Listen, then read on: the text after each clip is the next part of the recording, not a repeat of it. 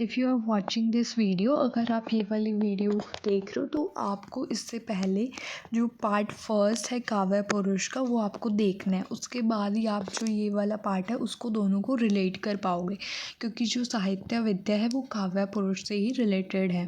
ठीक है, तो अब यहाँ पर एक क्वेश्चन ये भी आ सकता है कि हाउ साहित्य विद्या वॉज क्रिएटेड, कि भाई साहित्य जो विद्या हैं उनको कैसे क्रिएट किया गया। तो इसकी भी स्टोरी है, जैसे काव्य पुरुष की स्टोरी थी वैसे ही साहित्य विद्या की स्टोरी है। तो साहित्य विद्या में क्या होता है कि जैसे एक बार ना जो ब्रह्मलोक है ना, वहाँ पर जो ब्रह्म ऋषिज हैं, गॉड्स हैं, सारे वो सारे एक साथ बैठे हुए थे एक डिबेट के लिए। ठीक है, तो फिर जो ब्रह्मा जी हैं वो सरस्वती को बोलते हैं कि ना आपको जज बनना है। ठीक है, तो अब जज बनने के लिए आपको अर्थ को छोड़ के जाना पड़ेगा। ठीक है, क्योंकि वो तो पहले अर्थ पर थी, तो वो कहते कि आपको जाना पड़ेगा, आपको तो ब्रह्मलोक में जाना पड़ेगा, क्योंकि वहाँ पर डिबेट हो रहा है और वहाँ पर जज आप ही हो। तो उसके बाद जैसे ही सरस्वती जी जाने लगते हैं ना, तो काव्य पुरुष भी उनको फॉलो करने लग जाते हैं। तो वो काव्य पुरुष को ना मना करती हैं अपने सन को कि नहीं, आप ना नहीं जा सकते ब्रह्मलोक के अंदर, ब्रह्मा जी की परमिशन के बिना आप जा ही नहीं सकते। ठीक है, तो उसके बाद वो बोल देती हैं। लेकिन होता क्या है, जैसे ही काव्य पुरुष को जाते हुए जो कार्तिकेय जी हैं वो देखते हैं कि भाई जो माता गौरी, अब आप पूछोगे कि ये कार्तिकेय कौन है, तो Kartikeya is the son of the माता गौरी, गौरी के सन, उनके सन होते हैं वो। ठीक है, तो वो उनको देख के रोने लग जाते हैं काव्य पुरुष को देख के कि भाई ये तो जा रहे हैं। तो उसके बाद उनको रोकने के लिए वो सोचती हैं कि भाई ना किसी के लिए भी ना लव से ज़्यादा स्ट्रॉन्ग बॉन्ड ना कोई भी नहीं होता। तो वो क्या करती हैं, वो इसलिए एक वुमेन को क्रिएट कर देते हैं और उस वुमेन का नाम रखते हैं साहित्य विद्या वधु। ठीक है, तो यहीं से जो साहित्य विद्या वधु हैं उन वो क्रिएट की जाती हैं, ये सारी स्टोरी है उनके पीछे।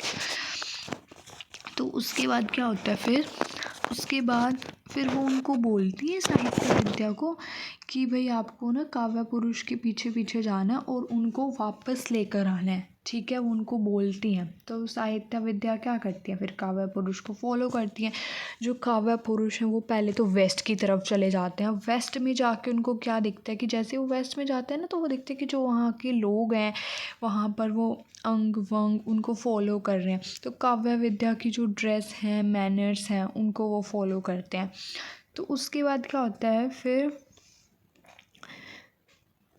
फिर यहाँ पर बताया है कि जो वहाँ की, जैसे ये जो है ना दिस प्रवृत्ति की, भाई वहाँ की जो ड्रेस है अलग है, तो इसको बोला जाता है उद्र मगधी। ठीक है, फिर उसके बाद क्या होता है, the dance and song presented by साहित्य, जो फिर वहाँ पर जाकर ना जो साहित्य विद्या वधु है ना, वो एक ना डांस परफॉर्म करती हैं। तो उनकी डांस को फिर जो वहाँ की विमेन है वो इमिटेट करती हैं। इमिटेट का मतलब होता है कि कॉपी करना। ठीक है, और फिर इसको फिर बोला जाता है भरतवती। जैसे वहाँ पर जो साहित्य विद्या डांस करती है, फिर उनके डांस को कॉपी किया जाता है, फिर इसे बोला जाता है भरतवृत्ति। ठीक है, उसके बाद है फिर क्या होता है, फिर अब वो वेस्ट में जैसे जाती है ना, तो वो सोचती हैं कि भाई यहाँ पर मैं काव्य पुरुष को अपनी ड्रेस से, अपनी स्पीच से अट्रैक्ट कर लूँगी और फिर मैं इन्हें वापस लेकर चली जाऊँगी। और इस चीज़ को बोला गया है कुड़िया रीति, and sorry for the pronunciation, I don't know exactly. And then उसके बाद फिर जो काव्य पुरुष है ना, he became captivated by the Sahitya Vidya वधु, क्योंकि वो क्या करती है वहाँ पर ना डांस परफॉर्म करती है ना, तो वो उनसे अट्रैक्ट हो जाते हैं। ठीक है, और इसको बोला गया है कौशिकी वृत्ति। अब आप बोलोगे इतनी सारी वृत्तियाँ, ये ना आपको लर्न रखनी है। आप इनको या तो टेबल की फॉर्म में भी लर्न कर सकते हैं, या फिर जैसे मैंने एरो करके ये सारा कुछ लिखा हुआ कनेक्ट करके कि वो पहले डांस को परफॉर्म करती है, फिर उनकी ड्रेस को इमिटेट किया जाता है।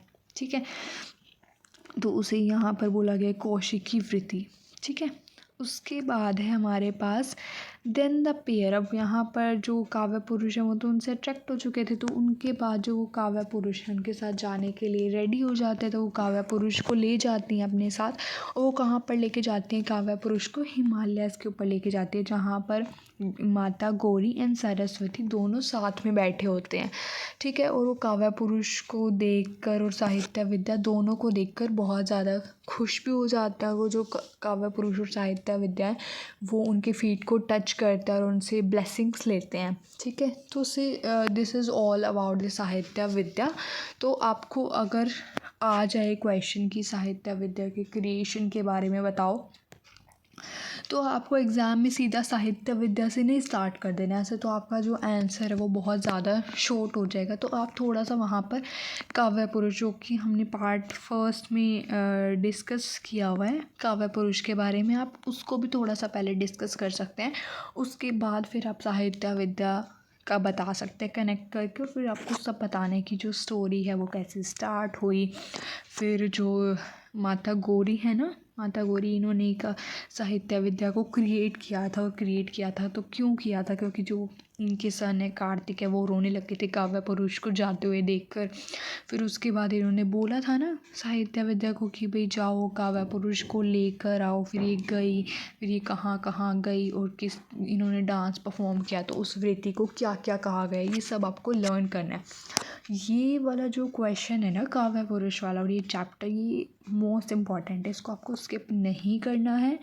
और अगर आपको नोट्स भी चाहिए ना इनके, तो आप मुझे कमेंट कर देना, मैं वहाँ से आपको प्रोवाइड कर दूँगी। अदरवाइज़ तो आपको सारा कुछ वीडियो में मेंशन है, या आप इनके स्क्रीनशॉट्स भी ले सकते हैं।